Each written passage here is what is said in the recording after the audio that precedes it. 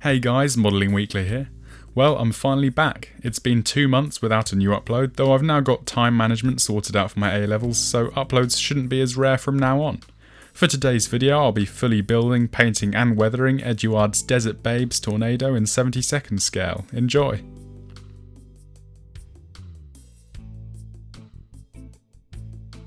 Inside the box we of course get the plastic parts, which are Reebok's Revell sprues, so we'll talk more about that later. Then there is a nice big instruction booklet with full colour, which is a nice touch. Next up are the Eduard additions that come with the kit. These include a nice set of decals, a photo etch fret, canopy masks and a handful of resin parts.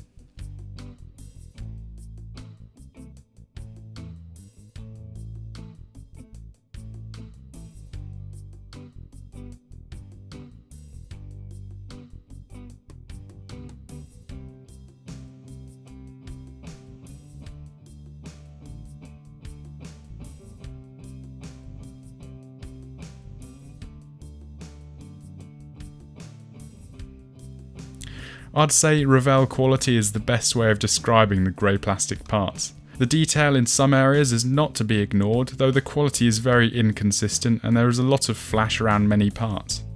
I would say the most disappointing aspect are the rivets on the underside of the aircraft.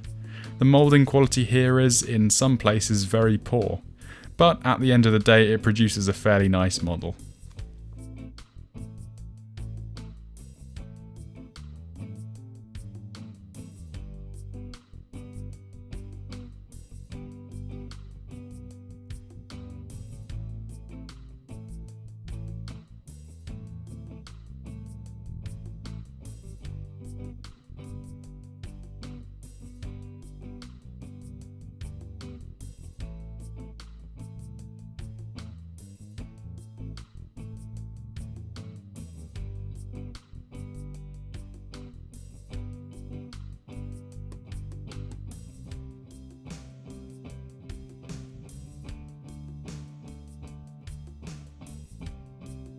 Being Eduard extras, the resin seats and wheels are of incredible quality. The detail is crisp with little to no moulding residue and flash. I would definitely say that these were the highlights of the kit.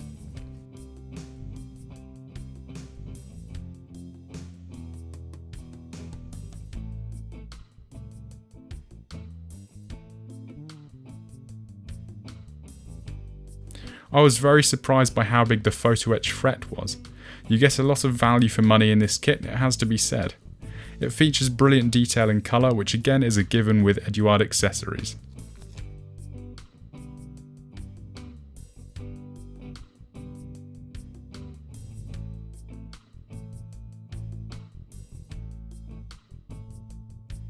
Now for the build. We start with preparing and painting the cockpit as per usual. The ejection seats require a little bit of construction before painting can begin, though this was hardly time consuming.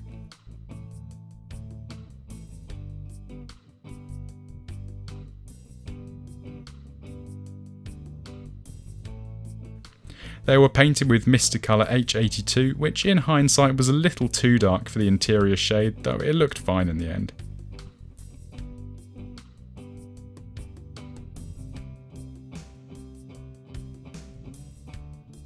Details on the seats were then picked out with various shades, including camouflage green, black and yellow.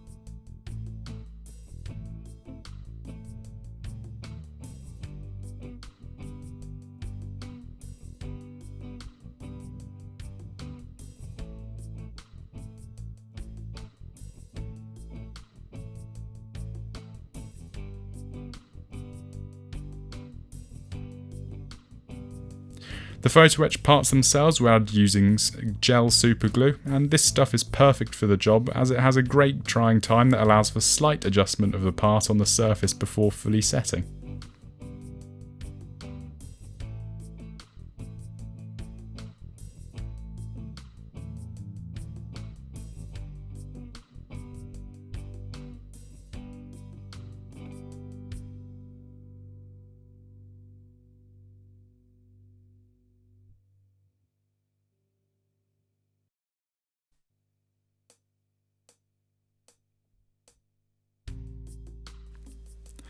Once all extras have been added, I picked out a few details with a Tamiya brown wash.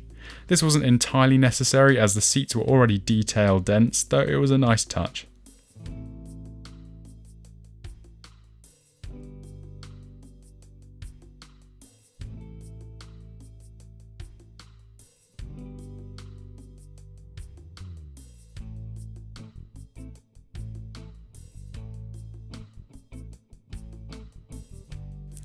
Right, time to annihilate some Revell cockpit detail.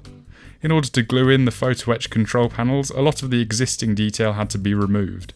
For this, I simply used a sharp knife blade.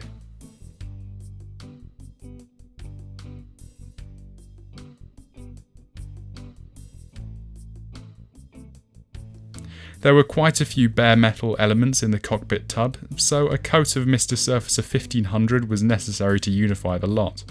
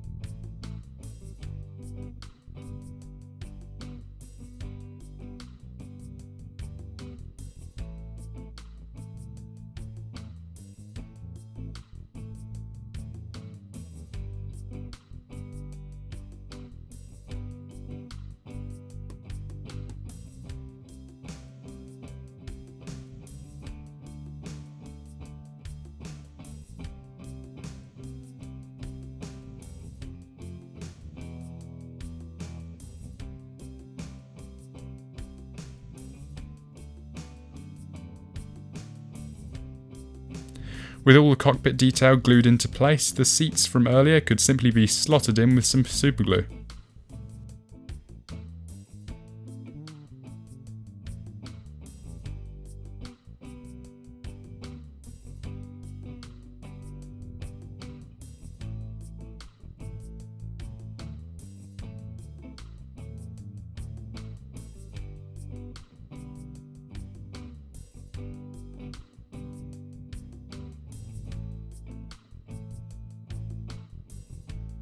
Some extra tonal variation and lightening was added to raised areas of the cockpit using oil paint. This was then blended in nicely with a smooth blending brush.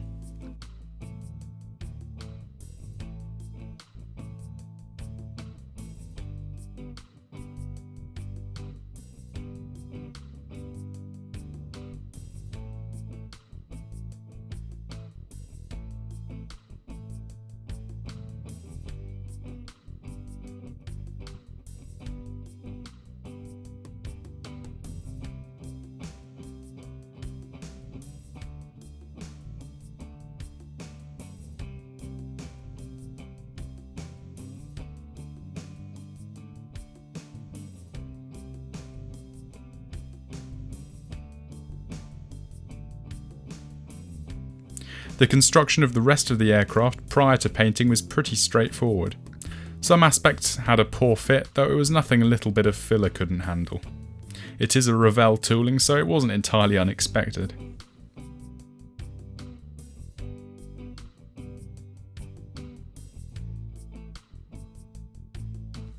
The wings feature a cog system that allows for adjustability. I, however, wasn't interested in this feature, so I just glued them in their furthest out position. The system for adjustability was also pretty nasty, so I didn't have much choice. I'll take this moment while I assemble the model to remind you guys of my community Discord server. As of yet, there are about 170 of us over there, but it would be amazing to see more of you coming over. It's a great place to hang out and chat, and I am pretty active there myself.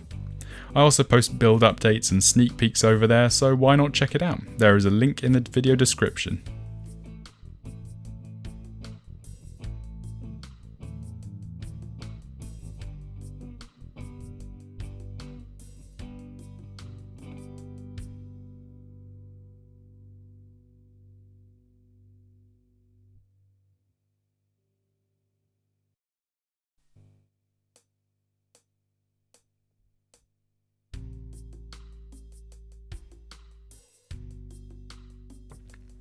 The canopy was masked very easily off camera using the kit included pre-cut masks.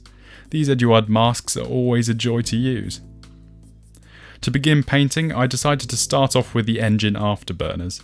These were initially based with the Bioco Gloss Black Primer, which was added pretty generously in order to get an optimally smooth finish.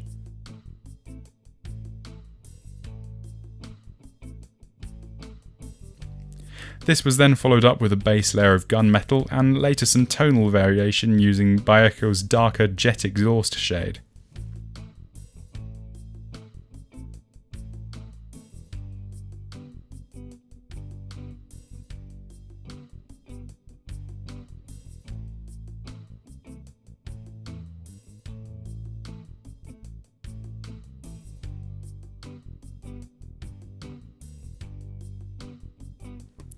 I also attempted to add some heat damage to the afterburners using some blue and orange clear Tamiya paints.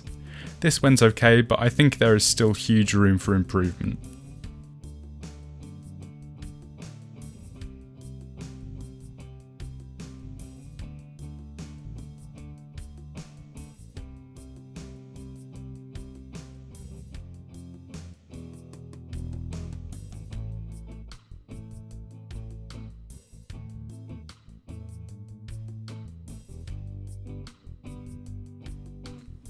Mr. Surfacer 1500 was again used as the main primer for this build. This helped to unify the surface and to identify any gaps or seam lines that I missed previously.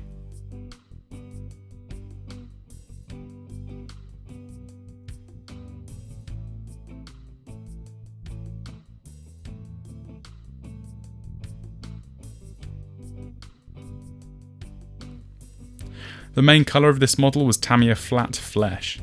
At first, this seemed like a very odd colour to be using as a desert pink shade, and my concerns were made worse by how weird the model looked with a fleshy base coat.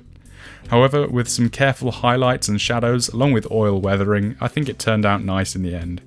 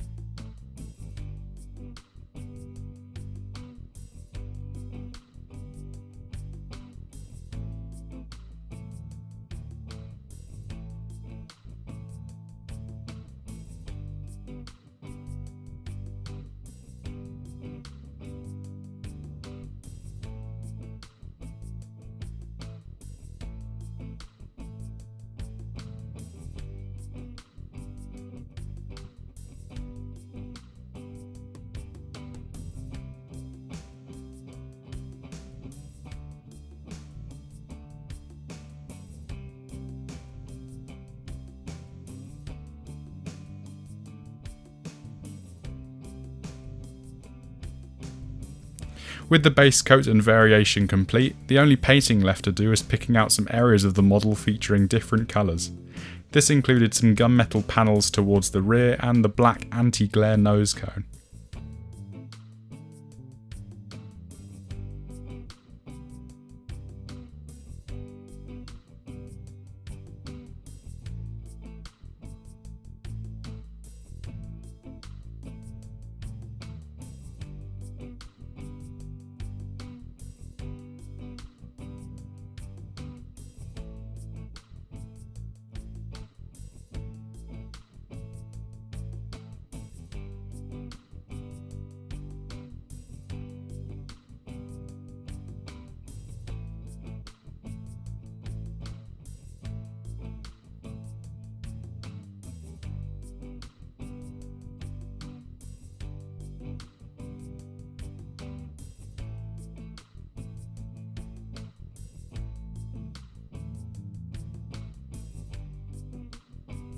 Prior to the decals, I laid down a few layers of Alclad 2 Aqua Gloss varnish. This stuff seems to work perfectly fine for me a lot of the time.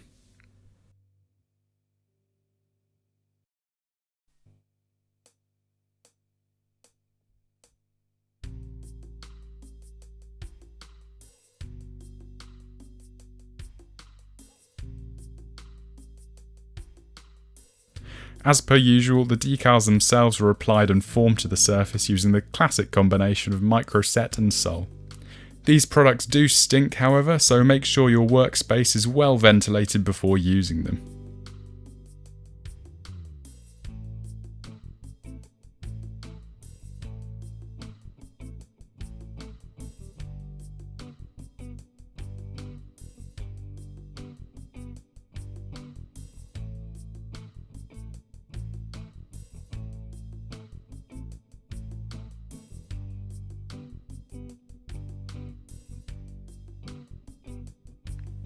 A coat of XF86 flat clear varnish was perfectly sufficient to seal the decals in once applied.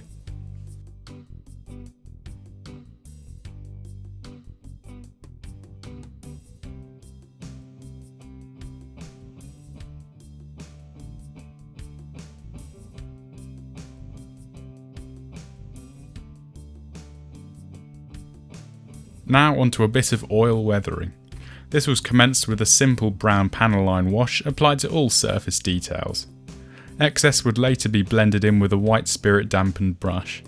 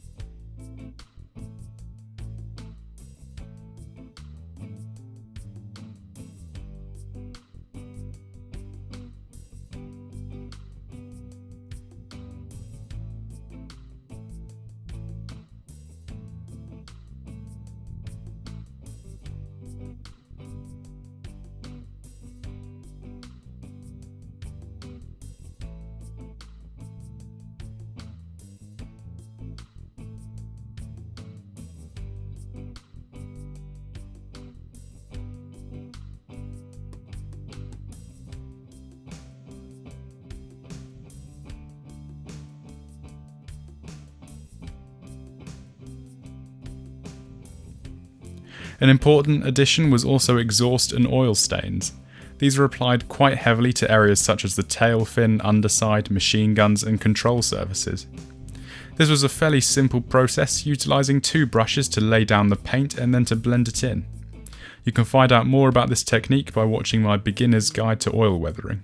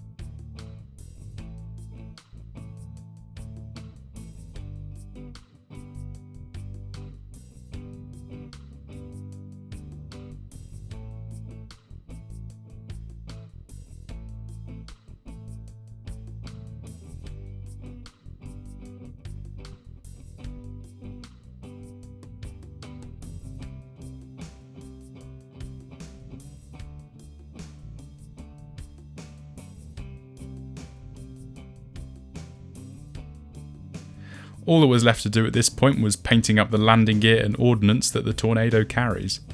This was fairly mundane, so I shortened this down as much as possible.